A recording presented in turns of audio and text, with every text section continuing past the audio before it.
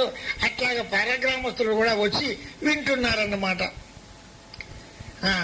అందరికీ జీవన్ముక్త చూడమనేటటువంటి ఈ భజన ఈయనే పాషాణ హృదయాలను కూడా, కఠిన హృదయాలను కూడా కరిగించేటువంటి ఈయన దగ్గర భక్తి ఉంది కాబట్టి వీరు నృత్యం చూడడానికి, ఈ నామం వినడానికి దేవలోకం నుంచి దేవతలు వచ్చరా అనేంత అన్నట్టు అందరూ వస్తున్నారన్నమాట. పరగ్రామస్తు ఊరువాళ్ళతో అప్రత్యయంగా వినివారు కూడా, అనుకోకుండా కూడా వినేవాళ్ళు కూడా భజన చేస్తున్నారు. నేను అందామని కాదు, కొందరు లవ్ సిగ్గు ఉంటుంది. అట్లా అనుకోకుండా ప్రయత్నం లేకుండా కూడా వారు వినివాళ్ళందరూ కూడా భగవన్నామం చేస్తూ ఉన్నారన్నమాట. ఆ తర్వాత ఎందుకంటే మహాత్ములను చూడగానే భగవన్నామం చేస్తామని స్వయంగా వాళ్ళకి ప్రోత్సాహం కలుగుతాయి. భక్తి లేని వాళ్ళ దగ్గర పోతే చేయడానికి కొంచెం సిగ్గుపడతారు. కానీ భగవన్నామోచ్చరణ చూసినంత మాత్రాన ఎవరైతే నిజమైన తాను చేస్తాడో ఆయనను చూసినంత మాత్రాన అందరి నోట భగవన్నామోచ్చారణ జరుగుతూనే ఉంటుంది. అనుకోకుండా కూడా రాగం కలగకుండా కానీ భగవనం చేయబుద్ధి అవుతుంది అన్నమాట. అయినా మరి దీనికి దాఖలా ఏందయ్యా, ఎవరి దగ్గరికి పోతే మనకి భగవద్భక్తి ఏ బుద్ధి అయితే ఆయన మహత్వుడు అనుకోండి. నేనైతే దొంగ భక్తుడిని చెప్తున్నాను. నీకు అనుకోకుండా కూడా ఆయన ఇంటికాడ అనుకొని భయం చేస్తాడు, రాకుండా కూడా ఆయన చెప్పినప్పుడు అపో మనం అనాలే అనేటువంటి భావం ఎప్పుడు అవుతుందో అనుకోండి కదా, వారే భక్తులు అనుకుంటారన్నమాట అని భక్తి శాస్త్రం చెప్తారు. ఎందుకంటే మరి వాళ్ళు అనకముందు అంటే అట్లే నారాయణ గారిని చూచు వారందరూ కూడా భగవన్నామం అక్షరములను నోటి నుండి జారుతూనే ఉండే, అనుకోకుండా కూడా నోటి నుంచి జారుతూనే ఉన్నాయి నామాలు అంటున్నారన్నమాట. వచ్చిన వారికి వీరి ఇల్లు జారకపోయిందిగా. ఆ తర్వాత ఇది బాజార్లో కూడా విని భజన వింటుకుంటే నిలబడ్డారన్నమాట. ఈ విధంగా భజన విధిని 12 గంటలు పూర్తి చేసేవారు. ఎంత విసుగులేదో చూడు. 8 గంటల నుంచి 12 గంటల దాకా భగవన్నామం చేసేవాళ్ళు అన్నమాట. అప్పుడు 12 గంటల రాత్రికి ఎవరి ఇళ్ళకి వాళ్ళు పోయేవాళ్ళు అన్నమాట. ఊరికి బయట కూడా భజన వినేది విధిగా నేర్చుకున్నారన్నమాట. ఇప్పుడు కదా మనం సత్సంగానికి ఇటునసులు ఎట్లా మేము రాక మానమని విధి పెట్టుకున్నారన్నమాట. ఎన్ని రోజులు ఆయన భజన చేస్తూ ఎట్లా పోతాం అనుకున్నారు. ఇంతట్లో ఆయన మహాభక్తులని ఊరు వారందరూ కూడా వారికి శిష్యులైనారు, ఉపదేశం తీసుకున్నారన్నమాట. చాలా మంచివాడు మహాత్ములు అని ఈయన మహిమను కూడా అందరు పోగొడుతున్నారన్నమాట. ఇట్లా నిత్యం భజన విధులను 8 గంటల నుంచి 12 గంటల దాకా సాగిస్తూనే ఉన్నాడు, నృత్యం చేస్తున్నాడు. కానీ విశ్వరూపం కృష్ణుడు చూపించాడు భారతంలో యుద్ధంలో. కానీ దుర్యోధనుడు ఏమర్థం చేసి కట్టేయని అన్నాడు. రాయబారానికి వచ్చి కృష్ణుడు వినకపోతే అన్నంత విశ్వరూపం ఎంత పెద్దది అనంతలో అది చూస్తే దుశ్శాసనుడు, కర్ణుడు, ధృతరాష్ట్రుడు, దుర్యోధనుడు కట్టేరా వినంటాడు. ఏమైనా దేవుడు అని ఏర్పాటు చేశాడా? అట్లాగే వీళ్ళందరూ ఇట్లా చేస్తుండగా దుర్యోధనుడు కృష్ణుని దేవుడు అనుకోకుండా ఉత్తుత్తోడ ఎవడో అసామాన్యుడు అనుకున్నట్టు ఆ తర్వాత నిందించాడు. ఏం చేస్తావు నువ్వు, నీతోటైతుంది ఏం తెలియ అని నిందించిందంటారు. దోష భాజనుడు అయ్యాడు. అట్లే నారాయణ రూపుడు శ్రీవారిని ద్వేషించు ఒక వ్యక్తి ఏర్పడాను. ఈయన ఒక్కడు 30 పటేల్ ఆ ఊరికి. ఎందుకంటే పటేల్ అంటే ఎట్లుండే అమీర్ సాబ్ కన్నా ఎక్కువ పట్టుకురావాలిగా సౌకర్యం. ఎప్పుడు గట్లా 50, 60, 70 ఏళ్ళ కింద కథ చెప్తున్నానేది. ఆ తర్వాత అట్లాగా ఏమైంది జరిగినా ద్వేషించడు ఒక వ్యక్తి ఏర్పడ్డాడనమాట. అందరేమో భగవంతుడు తిరిగి భక్తి ఎంత మంచిగా చెప్తుండు, భక్తి ఎంత మంచిగా చెప్తుండని అందరూ పడిపడి ఉరికొచ్చి అనుభవించి ఆనందాన్ని అనుభవిస్తుంటే స్త్రీ పురుషులందరూ భేదం లేకుండా ధన్యులకు చూడగా ఈ ఒక్కడు మాత్రమే అసూయపడుతున్నాడన్నమాట. కొంపల దుర్మార్గుడు సన్మార్గుడు ఊరికి పటేలు. ఆ తర్వాత అందరూ సంతోషపడుతుంటే ఈయన తెలిసిందన్న ఒక్కరికి ఈయనకు భేదభావం పుట్టిందన్నమాట. రాత్రికి శుంకరన్ ఒక మనిషిని తోలేడు అనమాట. ఆ భవనే చెప్పు, లవ్ భవనే ఎగురుతున్నాడనమాట. ఇంత రాత్రేమిటి, ఇంతమంది ఆడోళ్ళు మగోళ్ళు వచ్చుడేమిటి, పరాగ్రహంతో వచ్చుడేమిటి, ఇదంతా ఏమో నిదూరంగానే ఉన్నది, విపరీతంగా కనపడుతుంది. భజన గిజన అవసరం లేదు, బంద్ చేయమని కాతం. ఇప్పుడు గిట్లుందయ్యా, ఒక్కసారి బంద్ చేయి. నేను మొన్న కొరకు మహాత్ముడు డంబం చూసి చెప్పను, ఆయన ఎవరైనా ద్వేషం చేయని అనుకున్నాను అనమాట.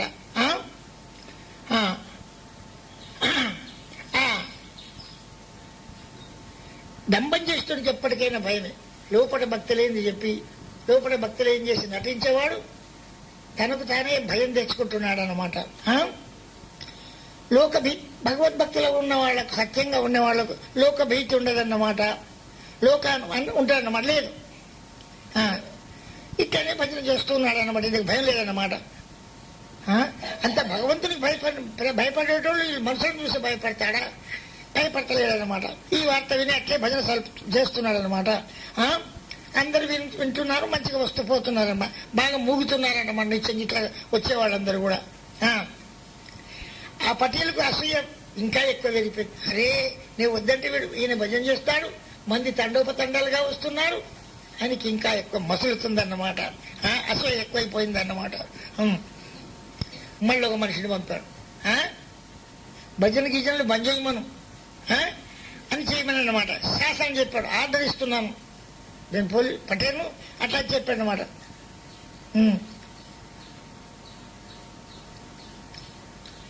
బంద్ చేయమన్నాడు అన్నమాట. ఆ వ్యక్తిని అన్నాడు, స్వామి భగవంత, ఆయన మాత్రం మనిషి కాదా, భగవద్భక్తుడు కాదా, ఆయనకి ఇంత భజన బంద్ చేయించే పాపంలో పడగొట్టుకు ఎందుకు చేస్తున్నావు తండ్రి నారాయణ అంటున్నాడు.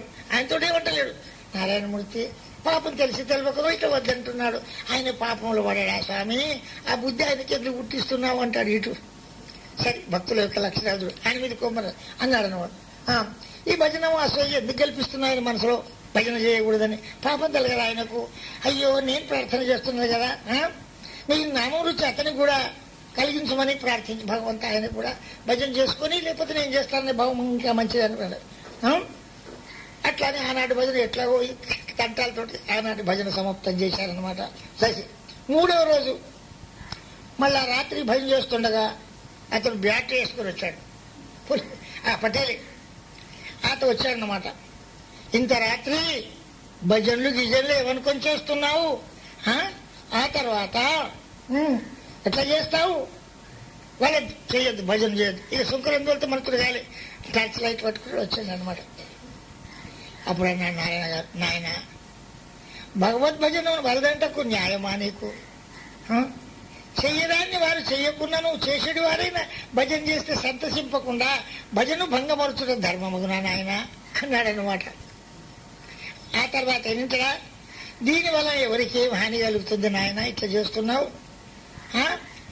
ఏమి హాని కలుగుతుంది, ఇది పెద్ద పట్టణం కూడా కాదు కదయ్యా అని వీరు బోధింప. సత్య తేజస్సు అయినటువంటి యొక్క మహత్వుల ముందర ఎవరు ఎక్కువ మాట్లాడారనమాట. ఒక తేజస్సు ఉన్నది కాబట్టి దగ్గర మహత్వం దగ్గర మరు మాట్లాడకుండా, మొదట్లే ధిక్కారం మాట్లాడకుండా చప్పుడు యొక్క బుర్రను వెళ్ళిపోయినాడనమాట. వద్దు అని భజన చెప్పి ఈ తాన్ని వద్దంటే వెళ్ళిపోయినాడనమాట. ఏమనలేదు, కోపంగా వెళ్ళిపోయినాడనమాట. తిరిగి 4వ నాడు మళ్ళా భజనకు అతడు కావలి వాడిని మళ్ళా పంపించాడన్నమాట. వాళ్ళగానే అన్నాడు, ఇక చేయొద్దు భజన ఇక్కడ అన్నాడు అనమాట.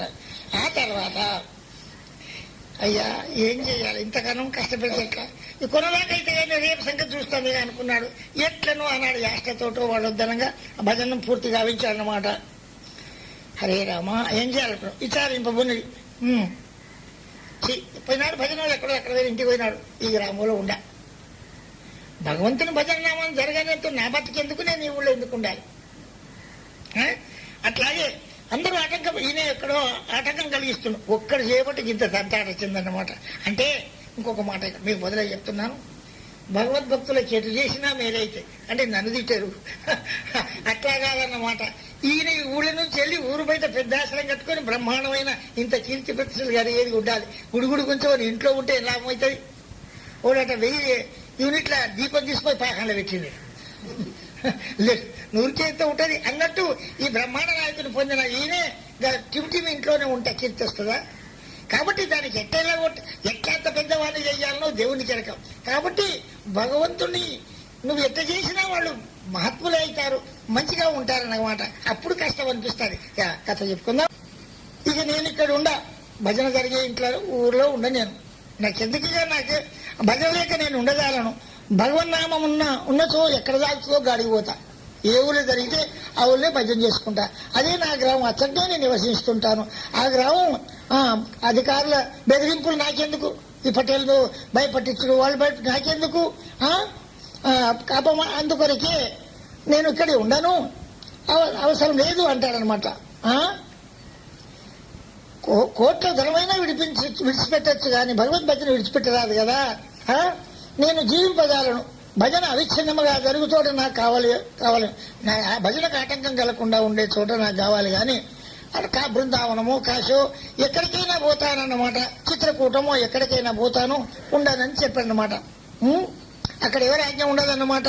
అక్కడ హాయిగా ఉండొచ్చు కదా. నా స్వామి భజన అవిరామముగా జరుగున్న అవకాశం ఉండదు కదా.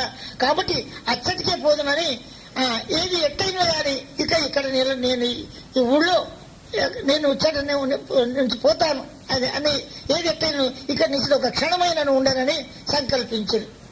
అనుకున్నా నేను ఇంట్లో అన్నాడనమాట. సత్యహృదయం నుండి వెడలిన సంకల్పమునకు తిరుగుబాటు ఎప్పుడైనా ఉన్నదా? మహాత్ములు సత్య సంకల్పం చేసినా దానికి తిరుగుబాటు అనుకోండి. కినుకు వహించన దాన్ని చెప్పి సంఘంపునైనను మారద్రోలవచ్చు. ధర్మరాజు ఎటువంటి వాడు, ఆయన ధర్మరాజు ఒక ఏమన్నా కినుక వహిస్తే అన్ని అంత పెద్ద. అట్లాగే మహాత్ముల యొక్క అట్లా దాన్ని అవుతుంది అనమాట. లోకోత్తరులైన మహనీయులు ఆ తర్వాత నాకెక్కడ సాగుతుందో నాకేలా ఎచ్చటి నా భజన సాగుతూ అక్కడికి పోతా అనుకున్నాడు. ఆ తర్వాత మహాత్ముల యొక్క మనసు పువ్వు కంటే గులాబ్ పువ్వు కంటే ఎన్నో అంతకన్నా మెత్తగా ఉంటుంది. అందుకొరకే కొంచెం భక్తులైన వాళ్ళ దగ్గరతో మాట్లాడటం కొంచెం కసపీస మాట్లాడితే నొచ్చుకుంటే నీకు పాపం దొరుకుతుంది. నీకు తెలియదన్నమాట. అయితే నీకు ఏం పని వినియోగేతలు ఉంటే ఓ ఆయన దగ్గరికి లేకపోతే ఊకుడు అంత మాట్లాడదు. కాబట్టి లోకోత్తరమైన మహనీయుల యొక్క మనసులు పుష్పము కంటే సుకుమారం, మృదువుని కుసుమానిష అంటే అన్నమాట.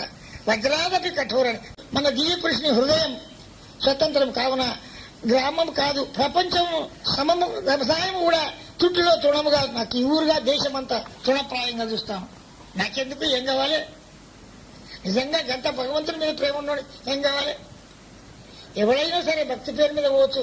సంసారం పట్టుకొని స్వార్థం ఉంటే కష్టంగా ఎక్కడి బాధాల్లో పోయి హరే మురారే మధుకైట బహారే వహి ముకుందేటి వహి విహారే హరే మురారే మధుకైట బహారే వహి ముకుందేటి వహి విహారే. ఏ తల్లికి ఇంత అన్నం పెట్టదా? నిజం చూస్తే సన్యాసులను సత్పుటి గారు ఇళ్లలో ఉండకూడదు అంటే ఎవరు అనుకున్నారు? చెట్ల కింద ఉండాలి. అట్లా ఉంది. కాబట్టి ఇదంతా ఎందుకంటే ఏదో బంధురం పాడవుతుంది కాబట్టి అట్లా కొంచెం అట్లా అవుతుంది అనమాట. మన దివ్య పురుషుని యొక్క హృదయం సత్తున కావున గ్రామం కాదు ప్రపంచం కూడా విడిచిపెడతానంటాడనమాట. శ్రీవారి తన సంకల్పం భార్యాదులకు వినిపించాడు. ఈ హోదా మనం ఏమమ్మా మనం ఇక్కడ ఉండరోడు వెళ్ళిపోదామని అన్నాడు అన్నమాట. నాటి రాత్రి నిద్రించి ఉదయం వరకే శ్రీవారు వెళ్ళిపోతారనే లొల్లి పుట్టిందన్నమాట ఊళ్ళో. స్వామి నారాయణ బాబా గారు వెళ్ళిపోతున్నారట. ఆ వార్త గ్రామం అంతా వాకిపోయిందన్నమాట. ఒకరిలో రామాల గోపాలం తెలిసిపోయిందన్నమాట. నారాయణ బాబా గారు ఎక్కడికో వెళ్ళిపోతారట అని చెప్పుకుంటారన్నమాట. ఇల్లు విడిచి వెళ్ళిరట. మన మాట ఎట్లా అని వాళ్ళందరూ హృదయాలన్నీ కరిగిపోతున్నాయి, క్షోభపడుతున్నాయన్నమాట. అందరం భక్తిహీనమైపోతాం. ఆయన నిత్య సత్యం చెప్పకపోతే ఎట్లాగైపోతుంది? సర్వ విషయములు ఘటించదు కాబట్టి సద్విషయములు దొరకాయి మనకు ఆయన పోతే. కాబట్టి అని దుఃఖించు ఏడుస్తూ వాళ్ళందరూ ఉన్నారు. కానీ మహాత్ముడు నారాయణ గారి ముందుకు వచ్చి చెప్ప సాహసం ఎవరికి లేదు. అయ్యా నువ్వు ఊకొని ఎవరనాలి? మహాభక్తుడు ఎవరికి లేదన్నమాట. ఒక వ్యక్తి వీరి భజన ఎవడోకైనా ఈయన భజనకు వ్యతిరేకం చేస్తే, ఒక వ్యక్తి వీరి భజనకు అసహ్యపడినా మందబుద్ధు అందరూ కాంతో రూపుడైన శ్రీరాముని చరుచు ఇప్పుడు ఎందుకైనా శ్రీరామచంద్రమూర్తికి కూడా కీర్తించే ఒక ఇప్పుడు చెప్పిన చాకలి ఆయన ఇట్లా గిట్టు అన్నాడు. గట్టినే వీళ్ళు ఏదో ఓర్వలేక అట్లా అంటారు. రామపత్ని శంకించి చేయడం చేత దోషం ఘటన జరిగిందన్నమాట. వీరు కూడా గ్రామం విడిచిపెళ్ళటం వార్త విని తనకిష్టం ఉన్నట్టే విన్నా గాని దేశం చేసి ఆ పటేలు వెళ్ళిపోతారన్నా ఏమంటలేడు. పోనీయో నిన్నేమన్నాను అని అంటలేడు. బిరుగా కూర్చున్నాడు అన్నమాట. ఏమాడలు లేదన్నమాట. అతడు గమనం నుంచి వెళ్ళిపోతున్న వార్త విని కూడా తనకి ఇష్టం లేనట్టే ఉండే అన్నమాట. ఆ ఊళ్ళో ఒక షావుకారుండే. ఆ వ్యక్తి వారి ముందు ధైర్యంగా మాట్లాడగలడని, నాయన మనం పోయి చెప్పుదాం, నీకేం కష్టం వచ్చింది, ఎందుకు పోతున్నావు, షావుకారి నువ్వు జర ముందరుండి మాట్లాడు, మేము వెనక ఉంటాము, ఊరికి వస్తామని చెప్పాను. అతనితో అందరూ కలిసి పోవద్దంటకు నారాయణ గారింటికి వెళ్ళి, నువ్వు చెప్పాలి, నువ్వు మాట్లాడాలి, మేము అందరం ఉంటాం, పోవద్దు స్వామి మీరు పోవద్దు అనాలి అందంటే ఆయన సరే అన్నాడు అనమాట. అంతకుముందే స్వామి చెప్పాడు, రేపు ఆదివారం ప్రయాణం అవుతాను ఇవాళ చదువుకొని అని చెప్పాడనమాట. ఆదివారం పోతానని చెప్పాడనమాట. వెళ్దామని నిశ్చయించిండు అనమాట. ఈ వచ్చిన వ్యక్తి శ్రీవారి ముందుకు వచ్చారు. ఈ షావుకారిని ఊరు గ్రామస్తులందరూ వచ్చి ముందు నిలబడ్డారనమాట. స్వామి మీరు పోవద్దు, మా అందరి పోవద్దనే మా అందరి ఇష్టం, మా ఇచ్చ గదే, మీరు వెళితేనే మాకంతయు అంధకార బంధనం అయిపోతుంది, వెళ్ళకండి. రేపే మీరు చూడు మాట చూడు, రేపే మీరు పోతారని తెలిసింది కానీ రేపు ఆదివారం కావున ఎల్లుండి సప్తమి సోమవారం నాడు పోవాలన్నాడు. ఎట్లా పలికిచ్చిండో చూడు. ఏమన్నాడు, మీరు రేపు ఆదివారం పోతాను సిద్ధమైనట, మొదలు గిట్టన్నాడు మీరు పోవద్దని. ఆ తర్వాత అట్లా మాట్లాడుతూ కానీ మీరు రేపు ఆదివారం పోతానన్నారట, సప్తమి నాడు కాదు పోలన్నాడు కదా, పోవాలని అన్నాడు. సోమవారం పోవచ్చు అన్నాడు. అరే రే రే ఎంత కొంప మురిగి అట్లా పలికిస్తారనమాట. అందుకొరకే మంచి మాట పలికేది భాగవత మాట అన్నాడు అన్నమాట. అనేను నారాయణ గారు మంచిది, అట్లయితే సౌకర్యం, అట్లయితే మీరు అన్నట్టు ఎల్లుండే సోమవారం పోతాను, ఇంకా బలపరిచినట్టు అయిపోయి. వద్దంటాడా గిట్టాడే, రేపు వద్దు చుట్టాలి ఇలా ఆ పసుపున అనేసాడనమాట. నూరు అట్లా బలికిందన్నమాట. ఎల్లుండి సోమవారం పోతాను, మీ ప్రేమకు రేపు ఉంటాను, సోమవారమే పోతాను అన్నాడు అనమాట. అప్పుడు మీ ప్రేమ కాదను అన్నాడనమాట. వినుచున్న వారందరూ ఎట్టంటివయ్యా అని అందరూ బీరిపోతున్నారన్నమాట. అందరికి ఎక్కడి నుంచి అడిగిన వ్యక్తి వచ్చిన అందరి అభిప్రాయం పోవలసినదే, కానీ హఠాత్తుగానే అతను నోటు ఆ మాట వెళ్ళింది. అందరూ ఈయన మంచోడే, కానీ అడిగి పోయినాక నోటు గట్టి వెళ్ళింది అనమాట. వినివారందరూ ఆశ్చర్యపడుతూ శ్రీవారి నుండి ఇట్లు ఎందుకు చేసేవయ్యా నువ్వు అని ఆయన అడిగితే అంటాడు. ఆ తర్వాత అట్టెందుకు అంటాడంటే పని అందరూ ఆయన బయటకు వచ్చి అతని ఇట్టు అంటూ ఎలా ఎవరి మాటను అనుమంది నేనని అనగానే,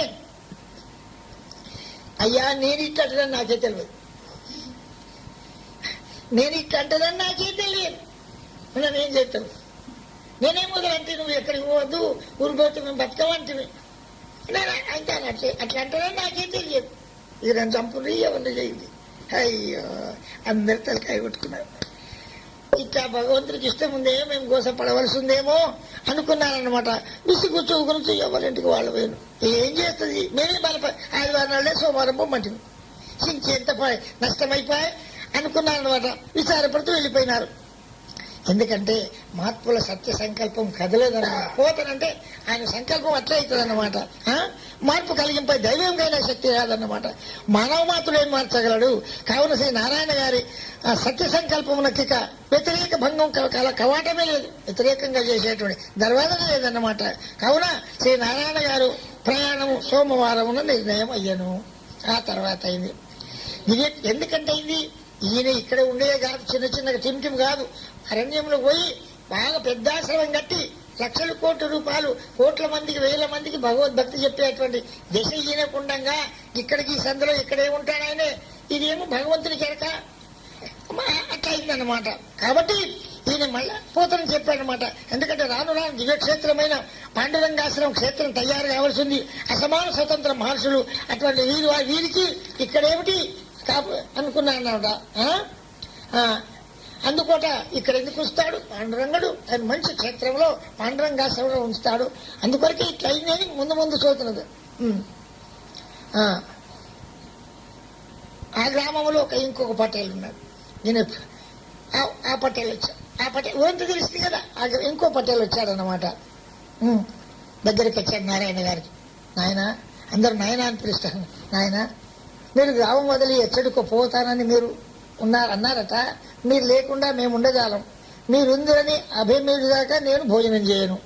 ఇక చూడుతుంట, నేను భోజనం చేయని పట్టుదలతో సత్యాగ్రహం కొనొచ్చాను. ఈ మాట విని నారాయణ గారు, ఈ ఊర్లో మాత్రం ఉండను అంటున్నాడు.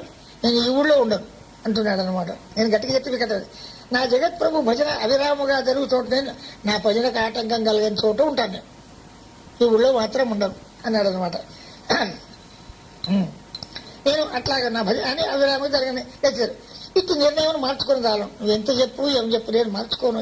నా భజన మంచిగా సత్యాభిప్రాయమగు ఆ పటేల్కి చెప్పి, ఆ పటేల్ తెలిసిందనమాట. మరి అతడు, అయ్యా ఒక మాట,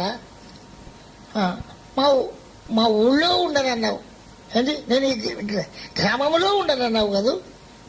ఆ సత్యం మాట నిలబెడతావు కదా. ఊరు బయట ఎక్కడ జాగుంటే అక్కడ మీకు కావలసినంత భోజిస్తాం. నా భూమి అయినా ఎన్ని ఎకరాలు ఇస్తాను. మీరు ఎక్కడ చేయమంటే అక్కడ ఆశ్రమం బంధువైనా నేను పైసలు ఇచ్చి మీకు ఆశ్రమం చేస్తాను. కాబట్టి మీరైతే ఊళ్ళో ఉండనన్నారు, ఊరు బయట అన్నారు. బాగా యోచన చేసి, ఇంతమంది ఏడుస్తున్నారు, ఇంతమంది ఏడిపించిపోతే నాకేం లాభం, కానీ ఇక్కడ ఉన్న తరం కాదు అని తోట అనుకున్నాడు. భగవంతుడు బుద్ధి పుట్టిందేమో, పాండురంగ క్షేత్రం ఇంత పెద్దది కావాల్సిందేమో. సరే నాయన చూద్దాం, ఎక్కడ స్థలం ఎక్కడ ఉంది అన్నారు. నాతో నడవండి అన్నారు అనమాట. ఊరు చుట్టూ తిప్పాడు. మరకు ఆశ్రమం నుంచి పాండురంగాశ్రమం 3 కిలోమీటర్ల దూరం ఉంటుంది అన్నమాట. నేను 60 ఈసవి నుంచి పోతున్నాను. సరే వచ్చాను. నా భూమి అయితే నేనే ఇస్తాను, మరెవరిదన్నా కానీ నేను పైసలు బదిలిచ్చి మీకు ఇప్పిస్తాను అన్నారు. ఈ ఊరి సీమలో మాత్రం తప్పక మీరు ఉండాలి. ఈ శివాలో ఉండండి, ఊళ్ళో ఉండకండి, మీ మాటకు తప్పు కాదు అన్నాడు అన్నమాట. సరే అనుకున్నాడ. సమ్మతించి నువ్వు భోజనం అయితే తిను అని చెప్తే పట్టుదలతో అట్లే కూర్చుండేనమాట. విచారించి ఆయన వెంట పెట్టుకొని పటేల్ కూడా తీసుకొని వెలుపల్లకు వెళ్ళాడనమాట. గ్రామానికి దక్షిణ భాగంలో చూస్తూ ఎక్కడా ఇష్టపడక 3 మైళ్ళ దూరం వరకు వచ్చింది. ఆ ఊరి శివారులో 3 మైళ్ళ దూరం దాకా ఎక్కడ ఇది ఇష్టపడ ఏమి అనక అక్కడ దాకా వచ్చారనమాట. దూరం వరకు వచ్చింది. అచ్చట ఒక చోట నుండా ఒప్పుకొని ఈ స్థలం మంచిగా ఉన్నది అన్నారన్నమాట. అబ్బో అనుకున్నారన్నమాట. ఆ స్థానమున ఎట్లది పెద్ద స్తూపం అంతా గుండున్నాయి.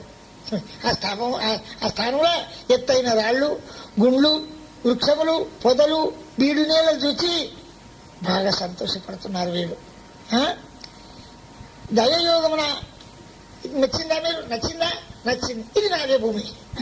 అదృష్టవశాత్తు ఆయనదే భూమి అదనమాట. పెద్ద ఎత్తు బీడు ఎవడు దుంతాడు, 3 మైళ్ళ దూరం పోయి అట్లాగే ఉన్నదని. పెద్ద గుండ్లు అవి చెప్తాను కథ. అట్లాగే ఉందన్నమాట. ఆ తర్వాత మంచిగా ఉన్నదా ఈ స్థలం, మీకు నచ్చిందా? మంచిది అంటేనే అనగానే, అయ్యా నాదే భూమి, 8 ఎకరాల భూమి ఉంది, ఇదిగో మీకు దత్తం చేస్తున్నాను, తీసుకోండి అన్నాడు అన్నమాట.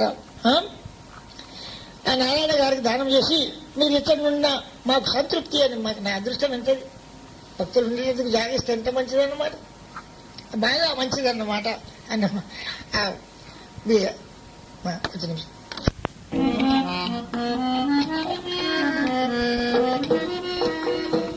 అనాథనాథ దీనబంధో పాండురంగా విఠోబా.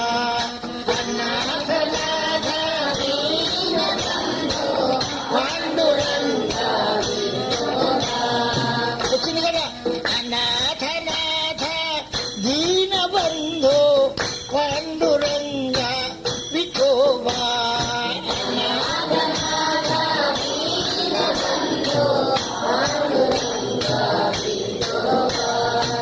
నాథనాథ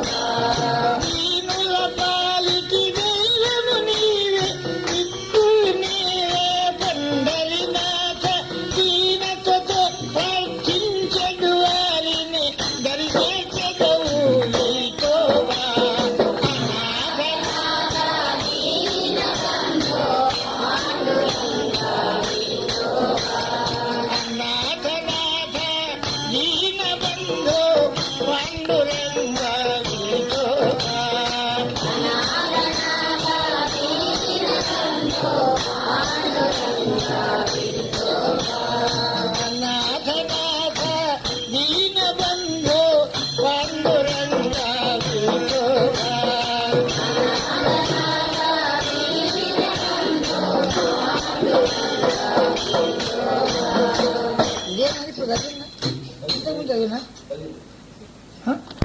కలిపి పిదప చుప్పకట్టలతో ఎండిన ఆముదపు లొట్టలతో ఒక చిన్న గుడిసె వేసుకున్నారు. చుప్పకట్టలు ఆముదపు లొట్టలు ఆ చిన్న గుడిసె వేసుకున్నారు.